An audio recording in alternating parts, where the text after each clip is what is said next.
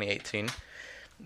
That song was from this collection that I'm working on, and it's just dealing with, I think, what a lot of people, and what's really relevant right now, don't like to talk about, and that's just mental health and like things like anxiety and depression, loneliness, uncertainty, just a lot of these very dark subjects that people either try to make light of or they either don't take seriously, but I mean, they're very much a reality for a lot of people, especially this year where people were just kind of separated and literally socially distanced from everyone because right.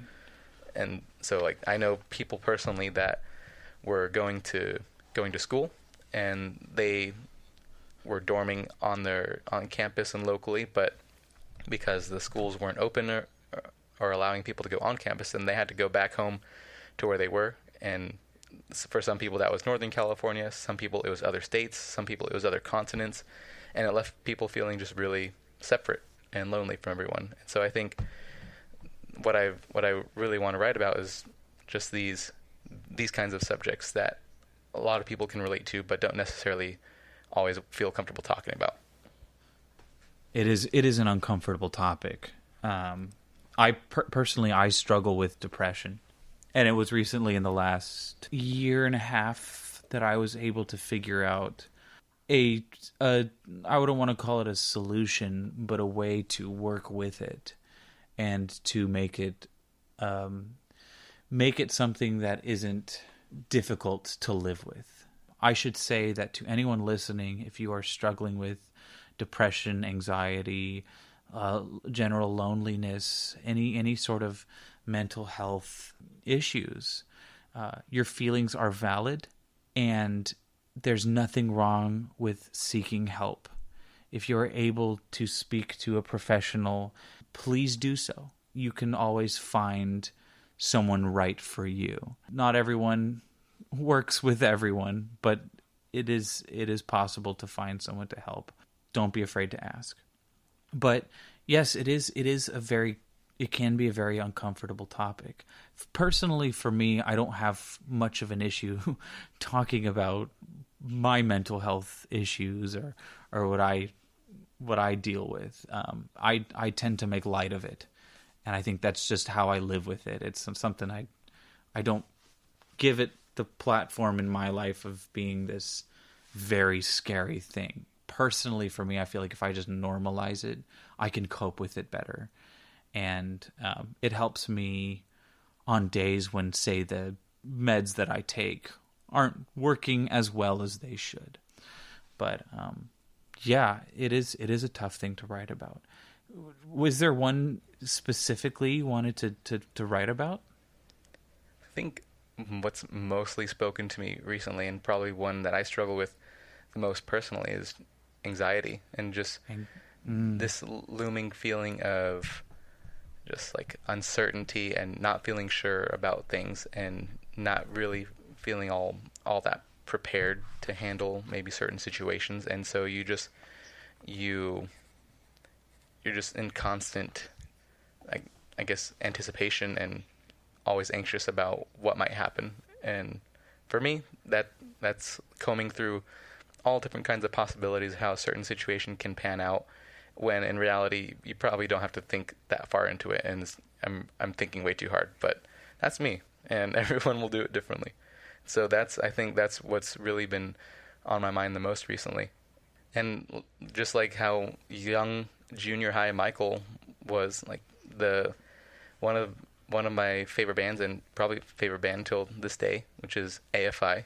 They related to me on that kind of level where it was just they're very poetic in talking about these kinds of topics, and it was comforting to know that something like that, like, other people also experienced, and really validating. Yeah, that's what kind of just threw me in, and I was all in to really express myself through music.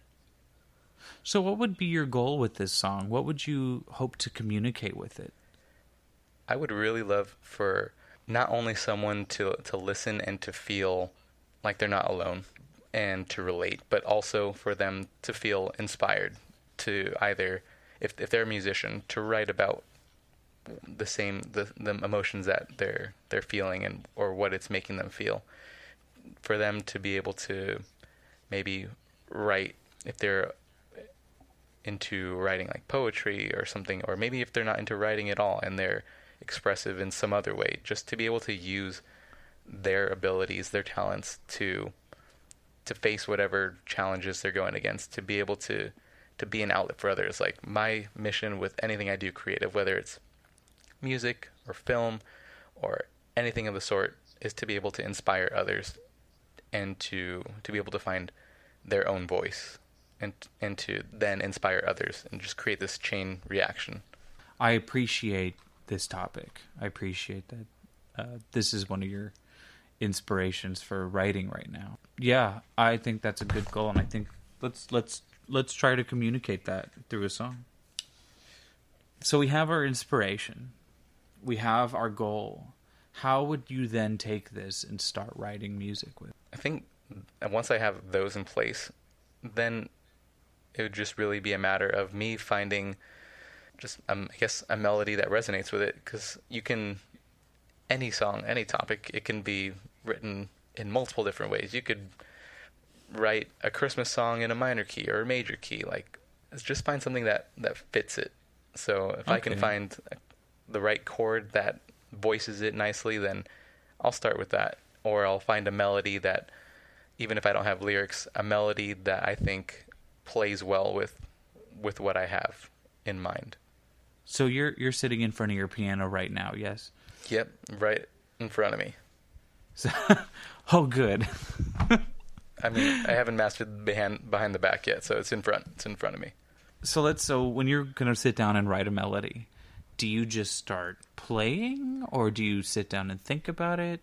I know a lot of musicians who are well-versed in theory will sit down and think about the theory of a song before they start messing around with something. But how do you approach writing a melody? I never thought about that. Yeah, so I guess for me, I'm just going back to taking it for granted. I guess because I never grew up with taking lessons or anything. I was just a self-taught musician. I always just started playing, and then once in a while I'll play something that really stood out to me and I'll like it, or I'll keep playing until I find something that does. And I think that's my approach. I'm not going to sit there and try and figure out, okay, this chord goes to that chord and then this chord resolves into that one. It's, if it works and it tells the story that I'm trying to convey, then that's what I'm going to use. You're an ear player before you're a theorist. Mm-hmm. I can agree with that. I feel the same way. Make it sure it sounds good, and then analyze the theory later. You can do all the theoretical justifications later. That's what matters with the song, so that it sounds good and that it feels good. So let's start messing around. Let's start working on a melody.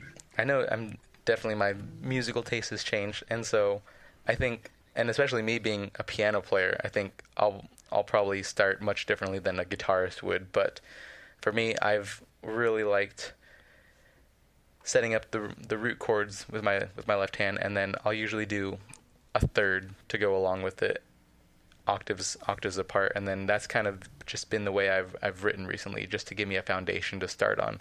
So instead of playing these fancy chords and these major sevenths and major ninths, I'm starting with basics and just getting a fundamental chord structure set up. I think I found a nice little chord that I've really been stuck on. Sometimes I feel like I go to the same chords over and over again, so I try to mix it up. But this starting up with a C sharp major, I really like that. And this one I'm feeling is taking a more somber tone, and so I'm gonna roll with it because I feel like that's how I'm feeling it. A C sharp major to an F minor, D sharp major to a G sharp major. Okay.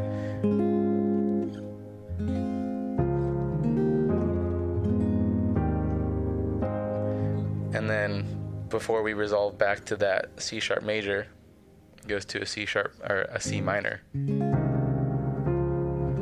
So it's a little 5-chord progression with a passing chord right before the C sharp major. Try power chords with that.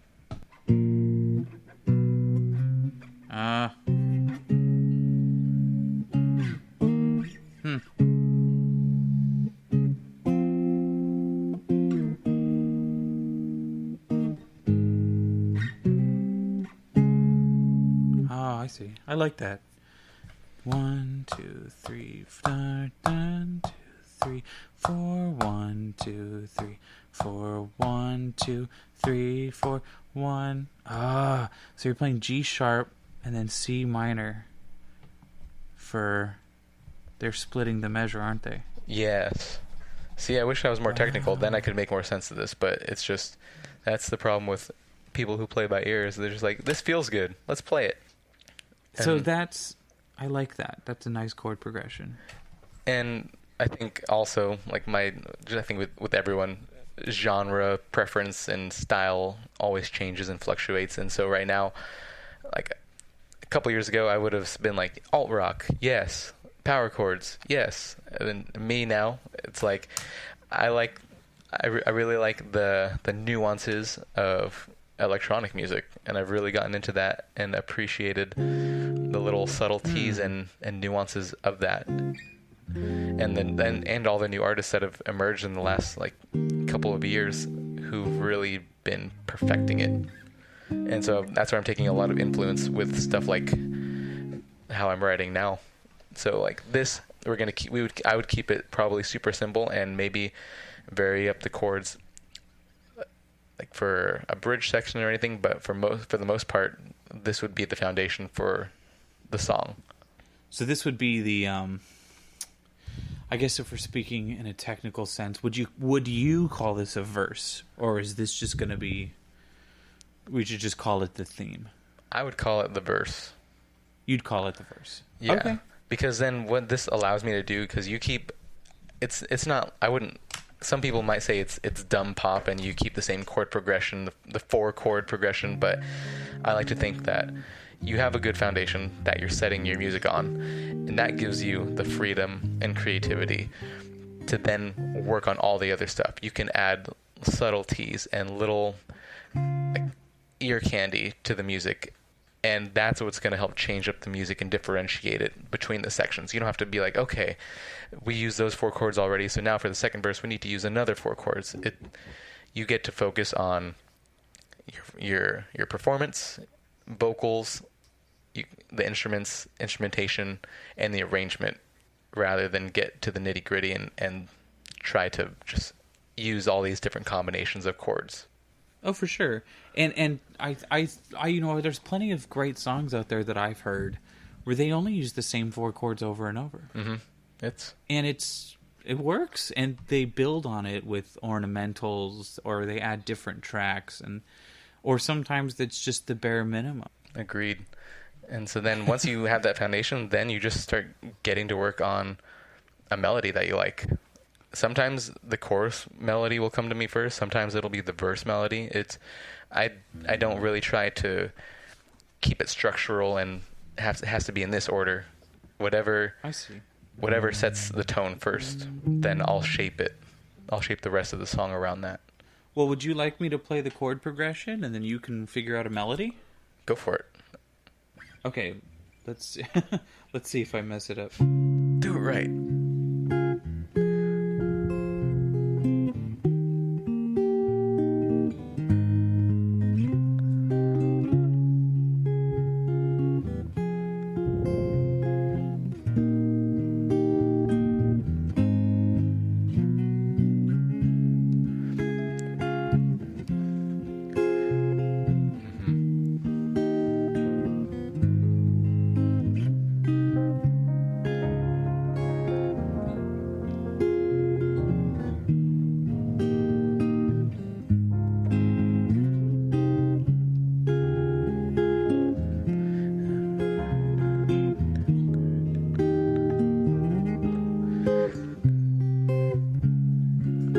I think we might also, with this one, we might also even bring up the tempo just slightly.